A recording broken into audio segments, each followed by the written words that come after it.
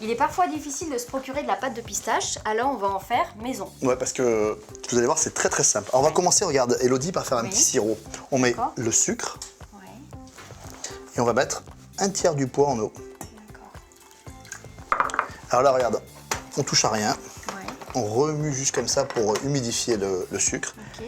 Et on porte à ébullition, feu vif. Le sirop est prêt. Oui. On le débarrasse un tout petit peu, tu vois, pour que ça tiédisse. Ouais. On a nos pistaches, un petit peu d'amande amère. Ok. Alors on met nos pistaches dans un cutter solide. On va mettre quelques gouttes d'amande amère. Ok. On va verser pour l'instant sirop. la moitié du sirop. On le fait en 2 temps alors.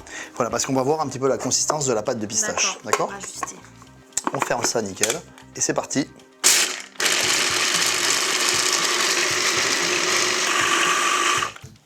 Voilà. Là, on a une consistance un petit peu pâteuse. On rajoute le reste du sirop. Ok.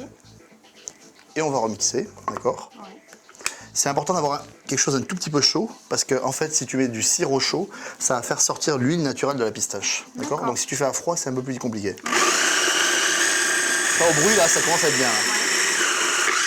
Voilà, et si la pâte est trop épaisse, vous ajoutez soit un tout petit peu d'eau froide, d'accord? Ou alors un tout petit peu d'huile, hein, une huile neutre, type tournesol ou pépin de raisin, d'accord? D'accord. Et là, c'est parti. Voilà. Et là, tu vois, on obtient une pâte bien homogène. Et en fait, la liaison, elle se fait à la fois avec l'eau et à la fois avec l'huile. D'accord? D'accord. Elle a une belle couleur, hein, vraiment. Alors, on peut tricher si tu veux, Elodie. Si par exemple, tu as des pistaches qui sont pas très vertes, tu Oui. peux mettre un tout petit peu de colorant vert. Ah oui, d'accord? bonne idée, oui. Voilà. Et là, on a vraiment une couleur très naturelle. Si tu veux la conserver au réfrigérateur, tu la mets dans un petit bocal hermétique. Ouais. Tu la lisses bien comme ça. D'accord.